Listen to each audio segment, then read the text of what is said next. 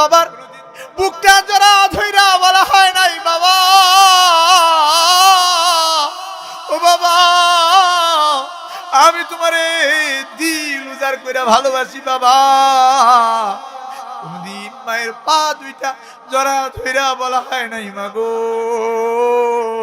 তোমার পায়ের নিচে আমার জান্নাত, আমি তোমারে দিল উজাড় করে ভালোবাসি মা। এবার জান কে জানি বাপ হারাইছেন, কে জানি মা হারাইছেন। আমি যখন মাহফিল শেষ করে বাড়িতে যাই গভীর রজনী হয়ে যায়, আমি যাওয়ার পরে দেখি আমার বিবিটা রাতের বেলায় কয়বার করিয়া শীতের রাতেও আমার সন্তানটার পেশাবের কাপড় পরিবর্তন করিয়া নিজে ভিজা কাপড়ে শুয়া থাইকা আমার কলিজার টুকরা সন্তানটারে বুকে আগলায়া উষ্ণতা দিয়া কেমন ঘুম পাড়ায়। বহুবার আমি এটা বৈশা দেখছি আর ভাবছি না জানি আমার মা আমার কতটা কষ্ট করিয়া লালন পালন করে গেছি বাজার। আপনি তো জানেন না ডাক্তারি সায়েন্সে আছে মায়ের উদরের ভিতরে মাত্র 9 ইঞ্চি জায়গা থাকে। আমি যখন মায়ের উদরের ভিতরে আসলাম, এবার 9 ইঞ্চি জায়গা যখন ভুড়িয়া গেল, আমার পা দুইটা মায়ের কলিজা বরাবর দেয়া থাকে। এবার যখন আমার দেহের আকৃতি বাড়ে, আমার পা দুইটা যা মায়ের কলিজা বরাবর আঘাত করে। মায়ের কলিজা আঘাত করবার কারণে রাতের বেলায় মা আর ঘুমাইতে পারে না। মাটা দিনের বেলায় ঠিক মতো চলাফেরা করতে পারে না, খাবারও ঠিক মতো খাইতে পারে না। এবার জানি না কোন বাপটা কোন মাটা, বাপ হারাইছেন মা হারাইছেন, এখানে বসে আছেন, দিলটাকে নরম করিয়া দেন। ওই মায়ের একটা ঘটনা শোনাই আজকের আলোচনাকে শেষ করার চেষ্টা করছি। চাঁদপুরের শরীয়তপুরের সখীপুর নামক এলাকার একটা সন্তান রিপন, তার নাম। ঢাকায় নতুন একটা চাকরি লইছে রিপন। এবার ঢাকায় 1 মাস চাকরি করার পরে মারে ফোন লাগাইছে নতুন বেতন পাইয়া। মারে ডাকিয়া কয় মাগো নতুন বেতন পাইছি মা, তোমার জন্য কাপড় কিনছি মা, তোমার জন্য নতুন জুতা কিনছি মাগো, লঞ্চে উঠছি মা, মাগো আমার জন্য তুমি রান্না বান্না করিও। এ যুবক ভাই আর কথা বইল না, ওই মাটার কথা একটু স্মরণ করো। তোমার মতোই একটা যুবক লঞ্চে উঠছে গত রাতের আগের রাতে বাজার 2টা লঞ্চ মুখোমুখি হইয়া জায়গায় 7 জন মারা গেছে, 50 জনের উপরে আহত হয়ে গেছে। এবার এই ঘটনাগুলো বহুবার নদীর মধ্যে ঘটে। এবার রিপনের লঞ্চটা যখন চাঁদপুরের ঠোঁটা নামক এলাকায় গেছে, ওই জায়গায় যাওয়ার পরে নদীর মধ্যে ঝড় উঠিয়া গেছে।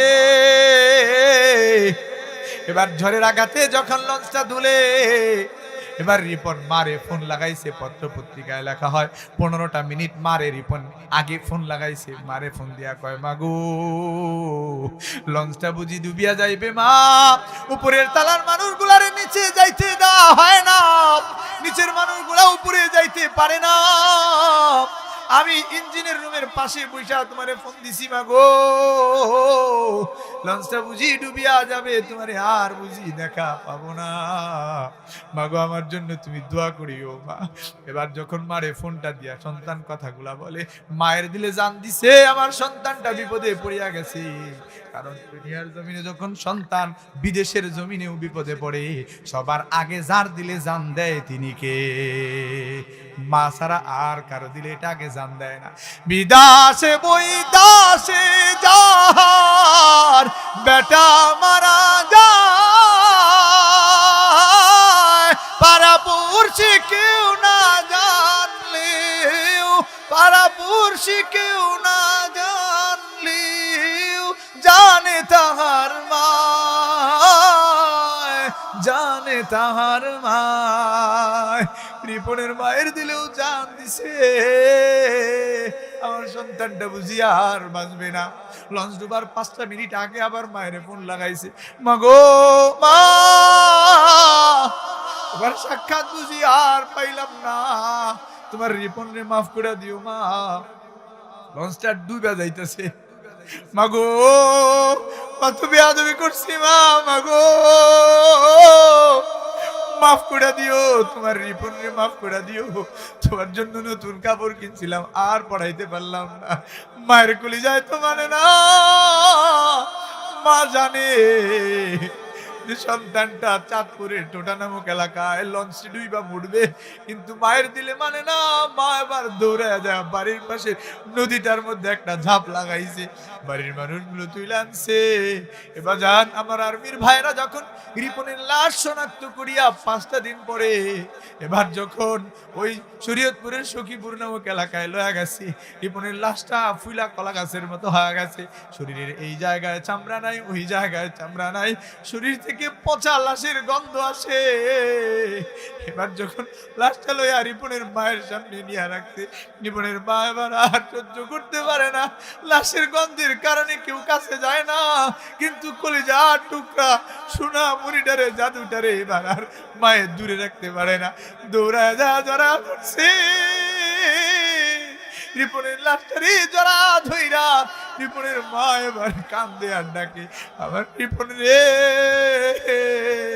তুমি আমার সাইডা চলে গেলা, আমার আগেই তুমি দুনিয়া সাইডা দিলা। রিপনের মা এবার পাগল পারা হইয়া এত জোরে একটা চিৎকার দিচ্ছে রে বাজার, চিৎকারের আওয়াজই বিকট আওয়াজের চিৎকারে রিপনের মায়ের গর্দানের সারকটা ছিঁড়িয়া গেছে। চিরজন্মের জন্য মাটা এবার পাগলিনী হয়ে গেছে। এজন্য বাজান মায়ের দিলে দুঃখ দিতে নাই। ওয়ালা তাকুল লাহুমা উফিউ ওয়ালা তানহারহুমা। যার মা আছে, যার বাপ আছে, মায়ে বাপে কিছু কইলে তারি দিয়া কথা কইও না, কারণ আল্লাহ কইছে ওয়ালা তাকুল লাহুমা উফিউ ওয়ালা তানহারহুমা। উ শব্দ পর্যন্ত করা যাবে না বাজান। জন্য বাপগুলারে ও মাগুলারে দিলে জায়গা দিও, যাদের গুলা বাইচা আছে। আর যারটা পড়ে গেছে নিমু খাড়ামি করিও না। বাপের মায়ের ওয়ারিসের সম্পদ পাইয়া ভোগ করো, আর বছরে একবার মুল্লা খায়া বাপ মারে কি কবরের আযাব থেকে পার দিতে চাও। ওই বাপ মায়ের জন্য মসজিদে 500 টাকা 1000 টাকা দান করতে গেলে বড় হয়ে যায়। জন্য বাজান পায়ে হাত দিয়া বলে যায়, পর্দার অন্তরালের মা তোমাদেরকেও পায়ে হাত দিয়া বলে যায়, তুমি বেশি দিন মায়ের বাপের খেদমত করতে পারো না, এই বাপ মায়ের কাছে বেশি দিন ছিল না, বিয়ে দেওয়া হয়েছে, স্বামীর ঘরে চলে আসছো। এবার ওই বাপ মাগুলার জন্য চোখের পানি ফালায়া ফালায়া দোয়া করিও বাজান। আর লম্বা নয়, আল্লাহ পাক রব্বুল আলামিনের কাছে এই ভাঙা দিল নিয়া এতক্ষণ আপনারা বসেছিলেন, আমি দূর থেকে আসছি আপনাদের মাঝে। আমি আপনাদেরকে লইয়া আল্লাহর দরবারে যেন 2 ফোঁটা চোখের পানি ফালায়া দোয়া করতে পারি, এই জন্য দিলটাকে আরো নরম বানায়া দেন বাজান। 2টা মিনিট একটু মৃত্যুর মোরাকাবা করেন। আমি বলতেছি আপনারা চোখগুলাকে বন্ধ করিয়া দেন, চোখগুলাকে দিকে দিয়া দেন বাজান। কারো দিকে নজর করিয়েন না বাজান, এদিক ওদিক তাকায়া থাকিয়েন না। আমার দিল সাক্ষ্য দেয় এতক্ষণ পর্যন্ত আপনারা বসা আছেন কোরআনের মহব্বতে, আল্লাহর নবীর প্রেমে, আল্লাহর মহব্বতে। এবার আমার দিল সাক্ষ্য দেয়, যদি মাথাটাকে নিচের দিকে দিয়ে আজকে নবীর প্রেমে যদি দিলটাকে ভরপুর বানাইয়া যদি বাপ মায়ের জন্য 2 ফোঁটা চোখের পানি ফালাইতে পারেন, আল্লাহর দরবারে নিজের গুনার জন্য কাঁদতে পারেন বাজান, হতে পারে আল্লাহ দোয়া কবুল করে নেবে। এই আশাই আল্লাহর কাছে জোরে কোন আল্লাহুম্মা আমিন। এখনো যারা মাথা নিচের দিকে দিতে পারেন নাই বাজান, পায়ে হাত দিয়া বলবো মাথাটাকে নিচের দিকে দিয়া দেন, চোখ দুটাকে বন্ধ করিয়া দেন, দিলে দিলে ভাবেন এতক্ষণ পর্যন্ত চোখটা খোলা ছিল, আমার ডানে কে বসলো দেখা গেল, আমার বামে কে বসলো দেখা গেল, প্রধান বক্তা কি কাপড় পরে আসছিল দেখা গেল। এবার যখন আমার চোখটা বন্ধ হয়ে গেছে, কাউরে আর দেখা যায় না, দুনিয়ার আলো বাতাস দেখার সম্ভব নয়, দিলে দিলে ভাবেন এবার আমার আপনারা চোখ বন্ধ হওয়াটা তো একটু পরেই খোলা যাবে। এবার যান পর্দার অন্তরালের মা তোমাদের ভুলিয়া যায়, মাথাটাকে নিচের দিকে দিয়া দাও, উঠায়ও না, চোখটা বন্ধ করে একবার ভাবো এই চোখ বন্ধ হওয়াটা কিছুদিন পরে এমন বন্ধ হওয়া হবে চিরজন্মের তোরে বন্ধ হয়ে যাবে, আর জীবনেও খোলা যাবে না রে বাজার। ওই দিন নিজের আপন সন্তানটাও বাপরে আর বাপ বইলা ডাকবে না, লাশ বইলা ডাকবে। লাশের খাটিয়া ধরো, কাঁদে নাও, লাশের জানাজা হবে, গোসল দেওয়া লাগবে, লাশের খাটিয়াটা নিয়ে আসো, লাশ লাশ বলবে, মানুষজন আসবে দেখবে চলে যাবে, কেউ সঙ্গে যাবে না, মানুষ আইবো রে এক নজর দেখিবা তরে মানুষ আইব রে, মানুষ আইব রে। এক নজর দেখিবা তরে মানুষ আইব রে। দেহ কাচার অচিন পাখি উইরা যেদিন যাইব রে। এক নজর দেখিবা তরে মানুষ আইব রে।